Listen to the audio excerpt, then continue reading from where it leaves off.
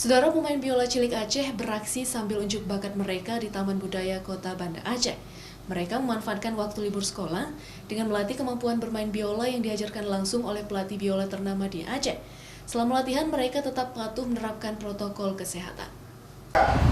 Anak-anak yang tergabung dalam komunitas biola Aceh sangat piawai memainkan biola mereka yang diajarkan langsung oleh pelatih biola ternama di Kota Banda Aceh, Wira Hadi Kesuma. Biola Aceh Community ini sudah terbentuk sejak tahun 2010 lalu, dan ini merupakan generasi kedua anak-anak yang dilatih untuk pertunjukan semi orkestra. Biasanya, mereka latihan rutin sambil menyiapkan diri untuk pertunjukan panggung seni di Kota Banda Aceh.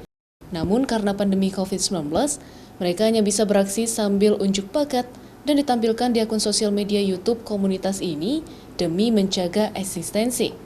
Sedikitnya ada 25 anak-anak yang tergabung dari berbagai daerah di Aceh yang ikut dalam latihan biola bersama.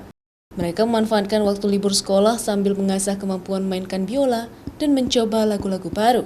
Sebelum bergabung di komunitas ini, setiap anak diajarkan secara privat mulai dari belum mengenal biola hingga piawai memainkan lagu, terutama lagu-lagu daerah Aceh. Pertama yang teknik dasar biola dan lagu, begitu juga gaya performnya. Ya, jadi kita menciptakan ini semua player komunitas ini menjadikan mereka menjadikan player supaya di regenerasi kemudian mereka sudah siap. Salah satu belia yang sangat lincah memainkan biola adalah Nashwa. Siswa kelas 3 SMP ini khusus datang dari luar kota Banda Aceh untuk berlatih bersama teman-teman komunitasnya. Nashwa memanfaatkan waktu liburan sekolah secara penuh untuk rutin berlatih biola. Sejak 5 bulan bergabung, putri cilik ini mampu memainkan 9 lagu, baik lagu daerah maupun lagu pop lainnya. Kalau itu sih udah berapa ya? Kayaknya udah 9. Banyak Kak.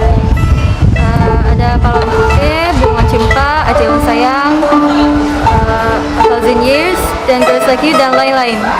Kayaknya 16 Juli 2020, kayak batu dulu tuh ada di Taman Budaya di tempat gunung sebelah sana.